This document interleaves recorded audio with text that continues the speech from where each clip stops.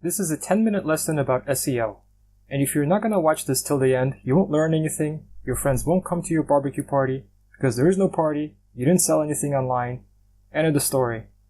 And if you think SEO doesn't matter for your product titles, whether you're selling on eBay or Amazon or Shopify or even on your own website, well, you're wrong, and I'll show you why. In just a minute, I'm going to show you exactly how you can do SEO really quickly in under 1 minute. But before I do, I just want to show you a little bit of the theory behind it. Here we're looking at a quick diagram I drew of what is SEO. So we've got the search engine here.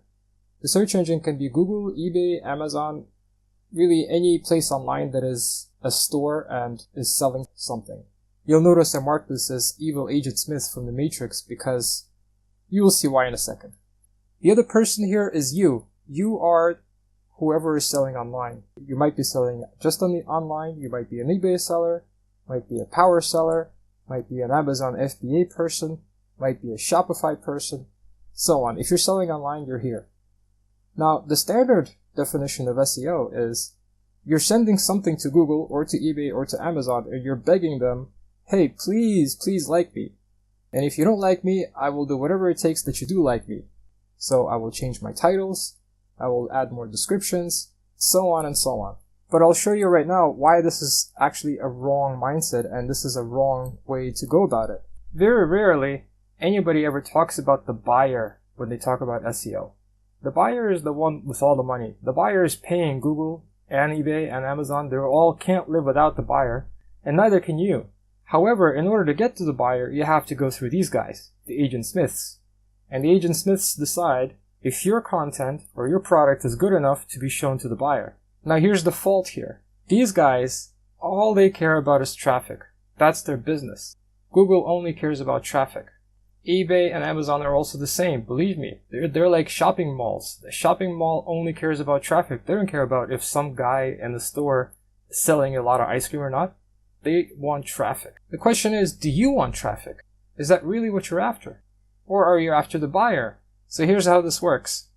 Buyer comes on Google, eBay, Amazon, wherever. That's their request. These guys, Agent Smiths, will take whatever you provided and they will forward it back to them. So that's the standard basic definition of traffic. These guys are only interested in traffic. They want to maximize it. You, on the other hand, I would argue, you don't want to maximize traffic. You want to maximize sales. And specifically, you want to maximize the price that the buyer is paying you. If you can sell something at two different prices, let's say you can sell a phone for $100 or $200. Of course you'll sell it for $200, but the question is how? And the answer is, I'll show you, is that you've got to study the buyer. The buyer has the keys. In fact, the buyer has all the keys, and some of this information is available for you to do some basic SEO, but this is not SEO any longer. This is kind of like buyer optimization. Let's call that BO. You want to do this kind of research that will give you a product title that the buyer likes enough that they will pay for it, and they will pay a premium for it. And in the next minute, I'll show you how. The best way to show you what to do is through an example. Here we're looking at an auction where the person was selling sea glass. And you can see they fetched nearly $26 for this. But what I want to point out is the keywords they used in the title, or the words they used in the title. Specifically, very teeny jewelry quality. These words are meaningless here, and they actually cause this person to lose money. Here's the same auction, well, a different auction from another seller selling the exact same thing, but you can see they used much better keywords, much better words. So let's see how they did it. If you go on marksite.com, you can do this actually for free, so you have no excuse not to do this. And if we search for sea glass, by the way, this is showing only the past 7 days of sales, we get a really nice chart. We see a sell-through, we see the average price, but this chart below, it's quite magical. Here we're seeing only sold items. First of all, that's a big difference between trying to do this research on your own, trying to ask eBay or Google or Amazon for keyword suggestions. They will just suggest you anything that maximizes traffic. These keywords here are suggestions for actually sold items. Big difference. So we can see that one item sold for $150. These were the words used in that item. Flat, beach, multicolored, tumbled, marbled, so on. This is the next price group, and the next price group, and the next price group. Now here's what you do. It's really simple. This will only take you a minute. Search for whatever you're selling, just like I did here on Mark's site, and look for words that fetch the highest price, but these words still match what you're selling. So if I was selling sea glass, I would want to know if I was selling flat sea glass. If I was, I would definitely include this keyword, because this keyword has already proven itself as capable of fetching $150. The word beach, multicolored. If I was selling multicolored, I would definitely include this keyword. If not, I would omit it. And you work your way backwards here. So here are your basic steps. Work backwards in price. Pick keywords that match what you're selling.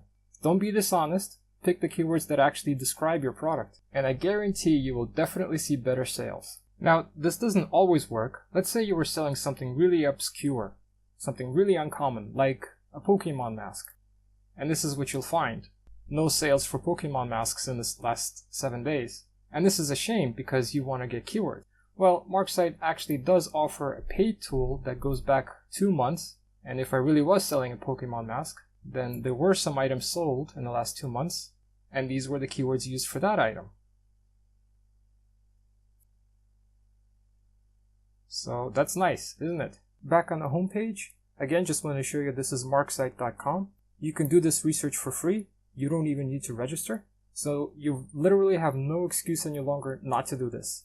And hey, maybe you'll even thank me after you have that barbecue party. And I just want to show you also, if you got this video by email, and if you don't like it, unsubscribe and you won't get such an email any longer. Fine, don't sell online. But seriously, I hope this helps, and I'll see you in the next video.